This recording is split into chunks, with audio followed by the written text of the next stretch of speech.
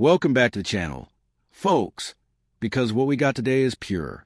We're diving into a massive takedown that happened live on The View. Yeah, you heard me. Pennsylvania Senator John Fetterman walked onto their stage and absolutely shattered the panel's Trump-hating narrative and left Sonny Hostin stunned into silence.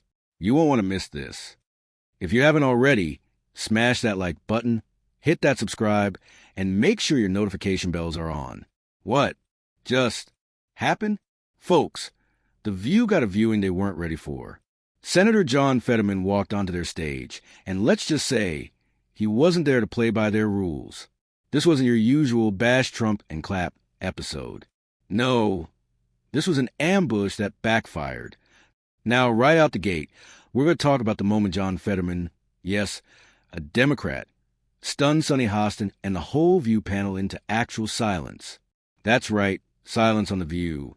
It all started when Fetterman casually dropped the ultimate political grenade by calling Trump's court cases, wait for it, politically motivated. Oh, yes, he said it.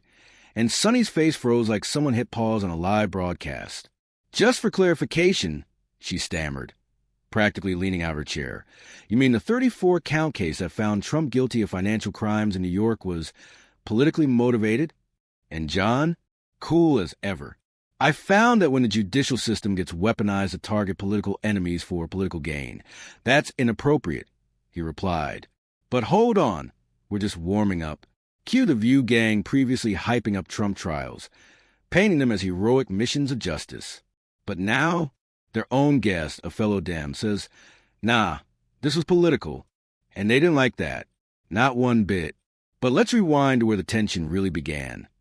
John Fetterman showing up at Mar-a-Lago and then joining Truth Social. The ladies of The View were seething. Ana Navarro, clutching her pearls, gasped, I didn't love the optics of you going to Mar-a-Lago.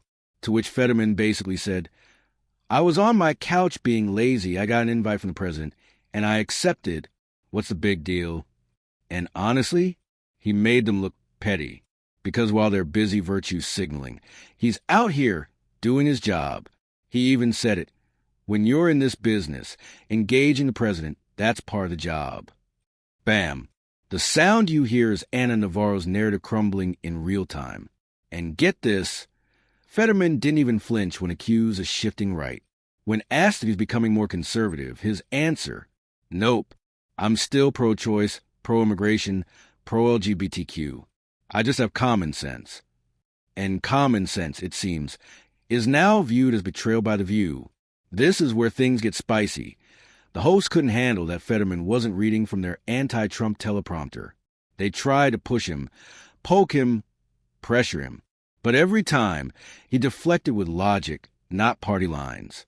He even hit them with this gem. If Democrats are always preaching unity and inclusion, why not show it? Why not work with Trump on the things people care about? You could feel the emotional turbulence at that table. The View wasn't interviewing John Fetterman. They were trying to deprogram him, but he wasn't having it. Now, here's the bombshell. Fetterman went full truth mode and said the quiet part out loud. This trial would not have happened if it were someone else. Translation, if it weren't Donald Trump, it wouldn't even be a thing. And Sonny Hostin? Stunned. It was like someone just told her Santa isn't real. And the cherry on top? Whoopi Goldberg, trying to salvage the moment, eagerly asked, is there anything we should be panicked about? Hoping, of course, for some juicy anti-Trump fear-mongering. And Fetterman? He basically shrugged. He's doing what he ran on. He's doing what he said he'd do. I don't agree with it all, but at least he's doing what he promised. Oof! You could practically hear The View's ratings drop mid-episode. At this point, Fetterman wasn't just defying The View, he was exposing it.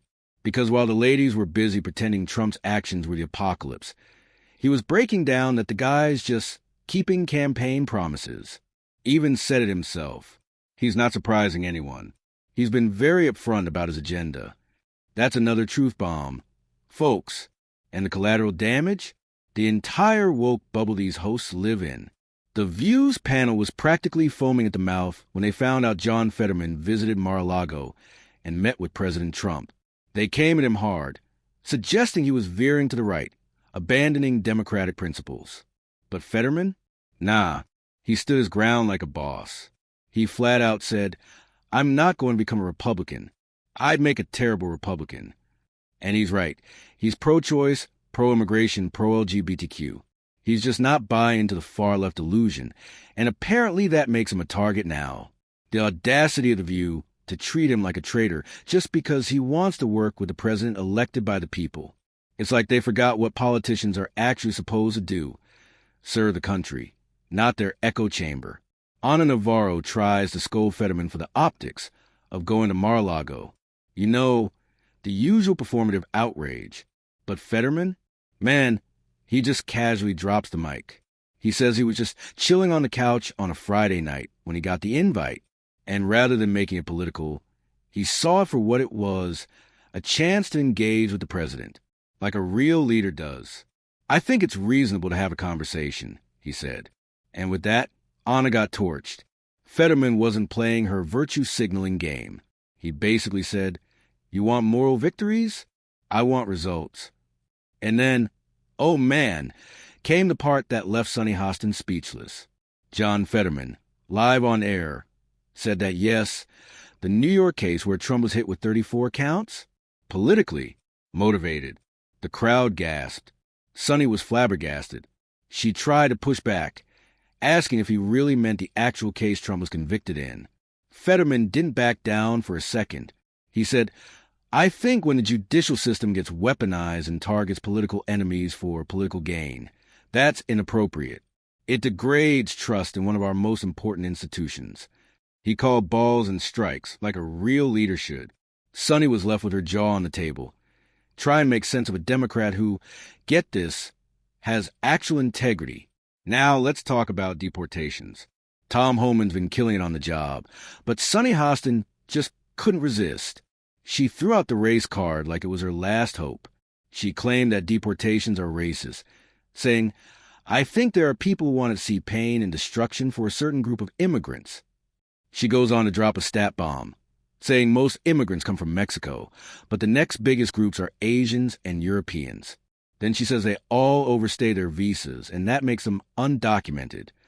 Well, Alyssa Farah Griffin wasn't having it. She called Sonny out live for using fake stats. Sonny didn't care.